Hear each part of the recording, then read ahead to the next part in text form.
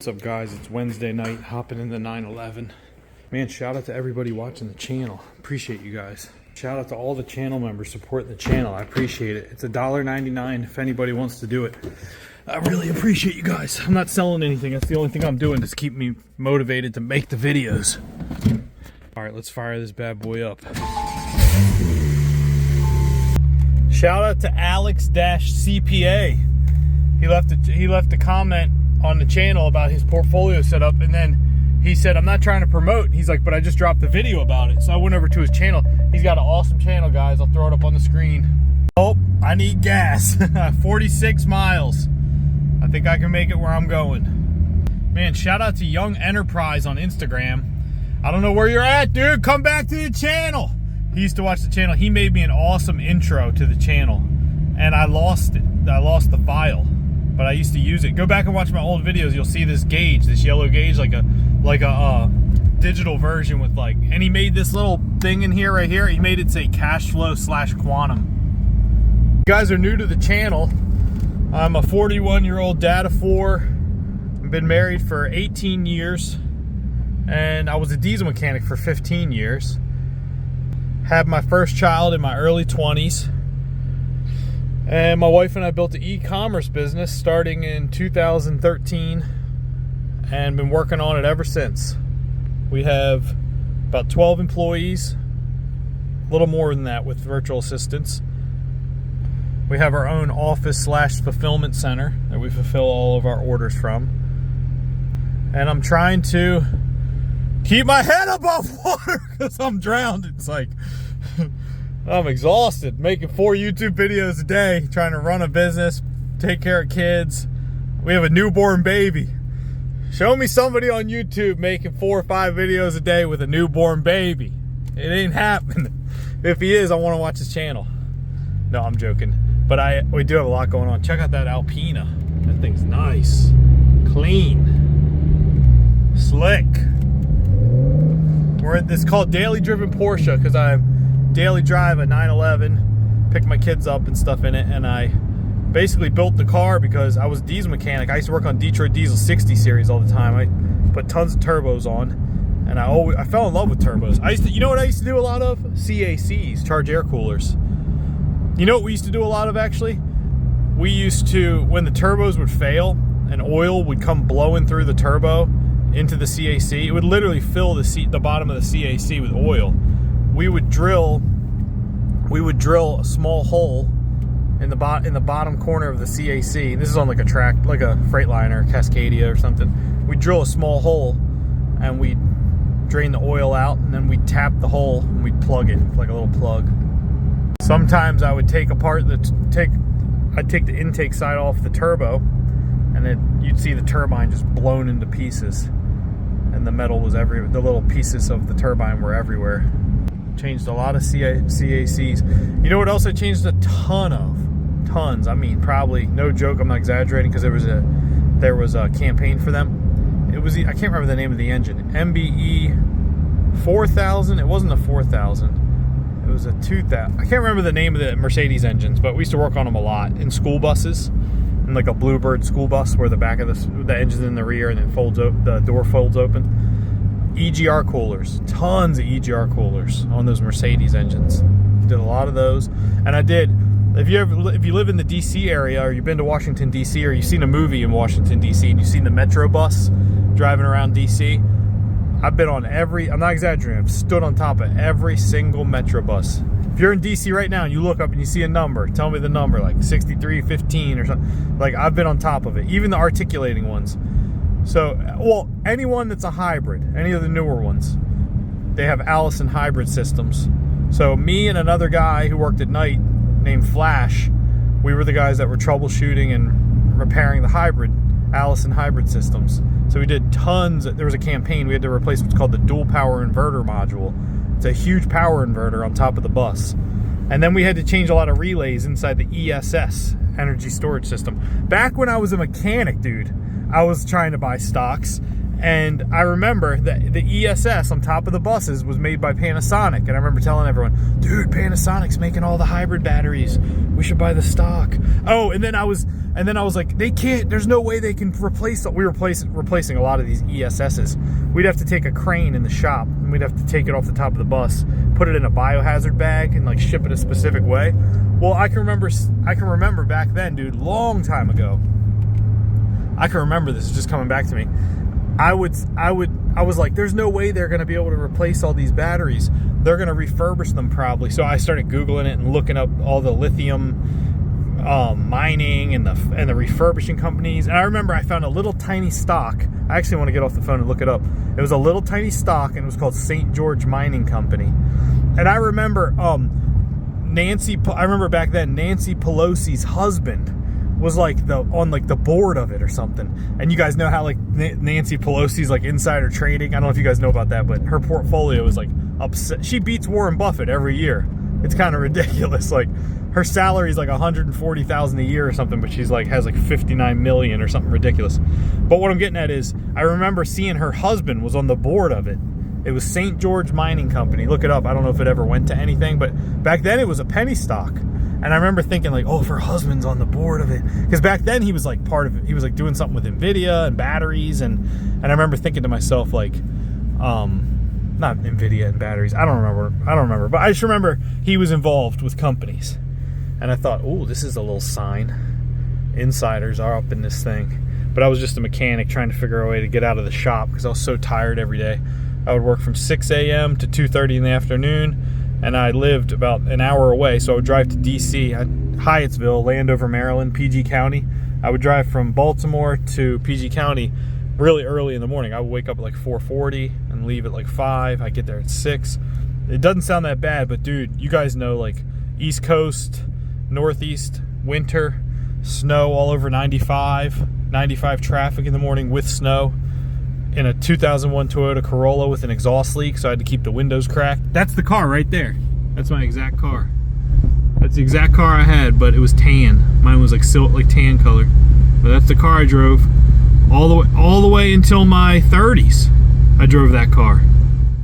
I didn't have a 911. I drove that all the way until my 30s, and then I upgraded to the Camry, and I felt like I was balling. I'm like, dude, I got the Camry now. And then I upgraded to the Highlander. I remember having a tear in my eye, dude, because I had my son, and my son was like, maybe he was 8 or 9, and I remember saying to him, I remember getting the Highlander, and he's sitting next to me, and I paid cash for it. It was $11,000, and I remember sitting in it and looking at my son, and I remember saying to my son, man, this is like the first real dad car. I remember saying that to him, and him like looking at me like, just thinking like, oh, this is my dad. I don't know what the hell he's talking about. But I remember just like thinking like, man, it felt like I was like an adult.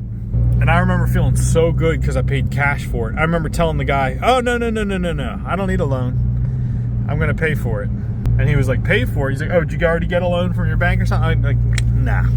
Like, I'm writing a check, dog. I got the check right here.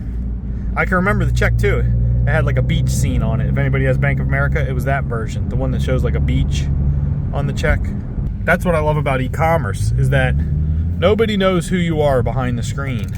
You know what I mean? Nobody's judging you from where you're from or your background or your college degree, or, you know what I mean? It's just like, if you can be creative and provide value, offer amazing customer service and a high quality product, and do good, really great advertising, you can scale it.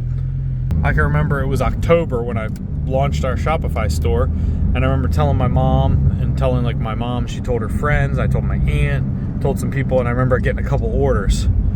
And I remember being super excited, like, man, I got these orders. And I'm like, I can remember looking at the orders and be like, do I know them? And I was like, oh, I know them. And it was like a bunch of orders, like, oh, I know them. And then I remember getting one. I had a Facebook ad. I started running a Facebook ad, like $20 a day or something. And I remember I got one, and I didn't know the name. And I was like so excited. Then I think I found out the name was like a friend of my mom's or somebody that, like a word of mouth.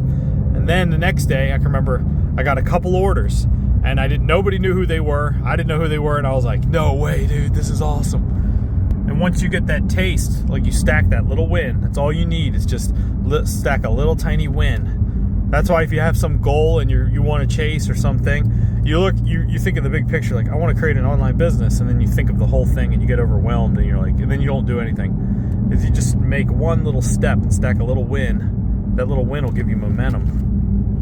And you get enough of those little wins stacked and compounded, it's like aggregated marginal gains. Next thing you know, you're just up and running. And then what happens is, if you really get things going, then the growth organically pushes you to grow. So it forces you to adapt and learn more, learn how to manage inventory, learn how to manage cash flow, learn how to manage employees, learn how to do payroll. You get forced to have to do it. And you learn under pressure, like Parkinson's Law. Instead of taking forever and dilly-dally and trying to do it, you're forced to do it quickly, as quick as possible.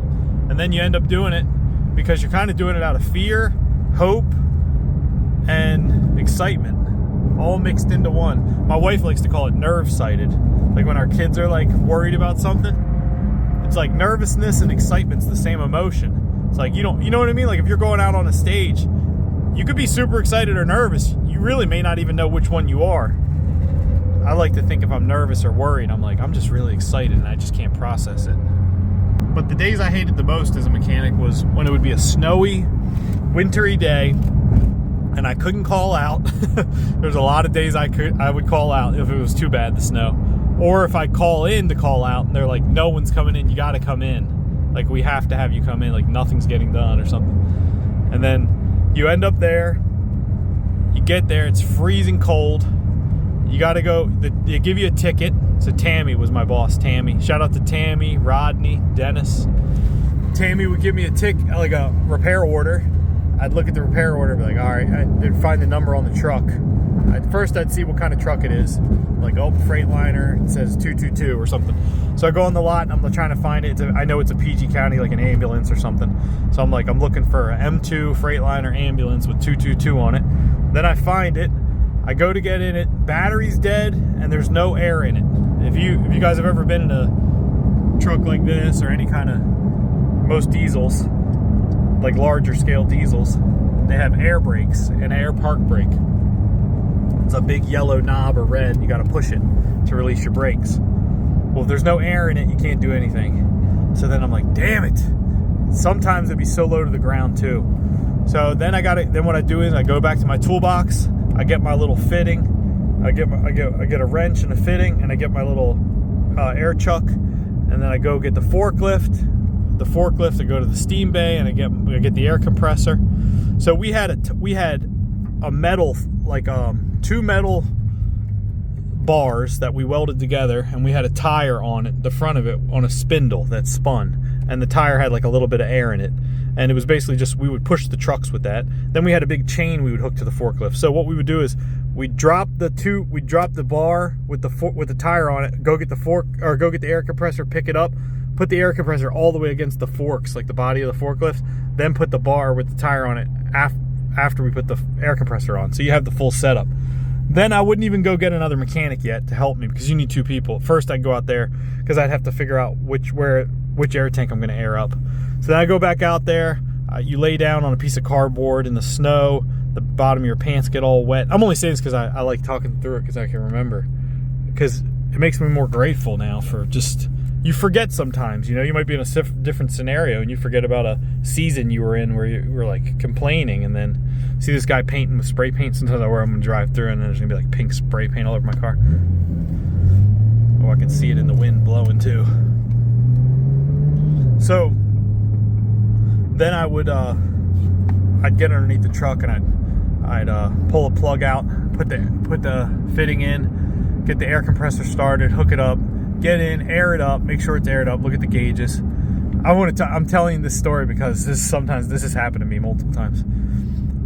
I've destroyed full-blown fire trucks, like the kind like where there's someone driving the rear. I used to ride in the rear all the time. And I've smashed that. I've smashed full-blown, FO Day was the company, if you guys live in the DC area, yellow dump trucks. I smashed the FO Day dump truck through a shop door. What else did I do? I'm trying to think what else I did. Destroyed a couple. My buddy Eddie Butler, shout out to Eddie Butler. I think he actually passed away. somebody had said. But Eddie one time drove a truck through the shop door into a fire truck that was on jack stands that had no wheels or tires on the front of it. That was a mess. My boss was like, he didn't know what to do. Nobody did. Like, where do you even start? It was like literally just like a mess. So, but luckily we had an overhead crane that we could use that was electronic. We could like bring it back and forth. So what I was gonna say was, you go out there, you air it up, and then go get another tech, come back out. It was always my buddy Mike Green. I love Mike, dude. He's like one of my best friends, mechanic best friends. Either that or Willie. My buddy Willie passed away too. Willie got shot, but that's not how he died. If you guys are watching the channel for a while, I showed Willie singing on the channel. But Willie was the man. And so is Mike Green. He's the man too. He has a Dodge Challenger. He had a Dodge Daytona that he built, a race car. It was like a 7 or 8 second quarter-mile race car. It was like roll cage in it, nothing in it, like fuel cell, like real deal. Like, but he sold it and he bought a second Challenger, he told me. And dude, he's funny. He'll never drive them. They just sit in his driveway. Last time I was in Baltimore, I drove past his house and I saw 2 Challengers with trickle chargers on them just sitting in the driveway. But no, but Mike, I love Mike because Mike was straight out of Baltimore. If you guys know Baltimore, up there on 70. We were down there the other day. So Mike is the man though, but Mike would help me. We'd go out there, we'd air it up, release the park brake. First we hooked the chain, we pulled it to the shop door. Then you can't open the shop door. You can't go open the shop door and then tow the truck in because everybody will complain because you're letting all the cold air in. So we would have to push it up to the shop door. Mike would hold I didn't want to release the park brake again because sometimes it would leak air through the fitting or it would just be leaking air in general.